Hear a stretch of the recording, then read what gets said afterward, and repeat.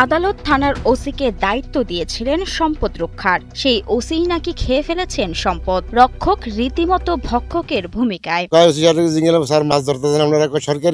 সরকারি লোকে আমাকে দিয়েছে ধরতে মাছ, আমরা মাছ ধরে নিতে আসি। চাঁদপুরের হাইমচরের এই মৎস্য ঘেরটি মূলত সরকারি সম্পত্তি। সাবেক শিক্ষামন্ত্রী ডক্টর দীপুমনির ভাই ZR ওয়াদুদ টিপু দীর্ঘদিন ধরে অবৈধভাবে এটি দখল করে রেখেছিলেন। বিষয়টি আদালতে গড়ালে আদালত এই বিরোধপূর্ণ সম্পত্তির রক্ষণাবেক্ষণের জন্য হাইমচর থানার ওসিকে মাসিক 2000 টাকা সম্মানিতে রিসিভার বা দায়িত্বপ্রাপ্ত কর্মকর্তা নিয়োগ করেন। বলছে যে এটা এখন আমার রিসিভার, হাইমচর থানার ওসি রিসিভারে। হাইমচর থানার দায়িত্বে এখানে এলাকার কোনো মানুষ এটা বুকদল করতে পারবো না। এটা সমস্ত বুকদল করবো আমরা, হাইমচর থানা। আমরা এটার আয় ব্যয় রক্ষণাবেক্ষণ সবকিছু করবো। এই কথা বইলা উনি জেলে আইনে জেলেদা মাছ ধরে নিয়ে গেছে। কিন্তু অভিযোগ উঠেছে নিয়ম অনুযায়ী উন্মুক্ত নিলাম না করে এবং সরকারি কোষাগারে টাকা জমা না দিয়ে ঘেরের লাখ লাখ টাকার মাছ বিক্রি করে দিয়েছেন তিনি নিজেই।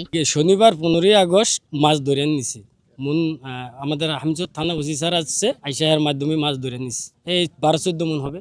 স্থানীয় প্রত্যক্ষদর্শীদের দাবি, গত 15 আগস্ট শনিবার হাইমচর থানার ওসি নিজে উপস্থিত থেকে জেলেদের সহযোগিতায় ঘের থেকে বিপুল পরিমাণ মাছ আহরণ করেন। ওসির উপস্থিতিতে প্রায় 12 থেকে 14 মণ মাছ ঘের থেকে তুলে নিয়ে যাওয়া হয়। এখান থেকে মাছগুলো ধরে প্রায় 5 থেকে 6 লক্ষ টাকার মাছ ধরে উনি নিয়ে যায়। যখন এলাকার লোকাল মানুষ ওনাকে প্রশ্ন করে যে আপনি যে মাছগুলো ধরে নিয়ে যাচ্ছেন, আপনার কিসের ভিত্তিতে মাছগুলো নিয়ে যাচ্ছেন, তখন উনি বললেন যে এটা আমাদের এখন সরকারি আন্ডারে আছে, আমি যেহেতু থানার দায়িত্বে আছি তাই আমার দায়িত্বে মাছগুলো আমি ধরে নিয়ে আমরা ভোগ করবো। এটা মাছ বিক্রির এই অভিযোগের বিপরীতে অভিযুক্ত তৎকালীন ওসি মোহাম্মদ নাজমুল হাসানের দাবি সম্পূর্ণ ভিন্ন। তার দাবি, তিনি কেবল ঘেরে কি পরিমাণ পোনা মাছ আছে তা পরীক্ষা করতে জাল ফেলেছিলেন এবং অল্প কিছু মাছ ধরেছেন। যদিও ক্যামেরার সামনে তিনি স্বীকার করেছেন বিক্রির টাকা এখনো সরকারি কোনো অ্যাকাউন্টে জমা দেওয়া হয়নি। জায়গাটা পরিদর্শনের জন্য আমি যাই এবং স্থানীয় ওইখানকার যে জেলে আছে ওদেরকে দিয়ে আমি একটা যেখানে ওইখানে যে জাল ছিল ওইটা দিয়ে আমরা একটা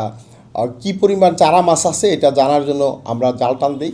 ওইখানে আমরা কিছু পরিমাণ মাছ পাই, ওইটা আমরা কমিটির মাধ্যমে এটা সংশ্লিষ্ট আড়তে বিক্রি করি। টাকা এটার জন্য অ্যাকাউন্ট, সংশ্লিষ্ট অ্যাকাউন্ট আছে, অ্যাকাউন্টে আমরা জমা করবো, টাকা আমরা জমা করব।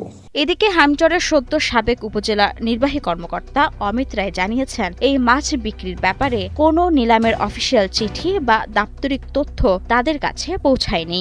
নিলাম হয়েছে এই ধরনের কোনো আমি চিঠি পাইনি, আমি অফিসিয়ালি কোনো চিঠি পাইনি, তাই আমি বলতে পারছি না যে এই মৎস্য সম্পদ যেটা বিক্রি হয়েছে সেটার অর্থটা কোন কোষাগারে জমা হয়েছে। আদালতের নির্দেশে পাওয়া ক্ষমতার অপব্যবহার করে সরকারি সম্পদ ব্যক্তির স্বার্থে ব্যবহার এবং সরকারি কোষাগারে টাকা জমা না দিয়ে মাছ বিক্রির এই ঘটনায় ফুঁসে উঠেছে স্থানীয় এলাকাবাসী।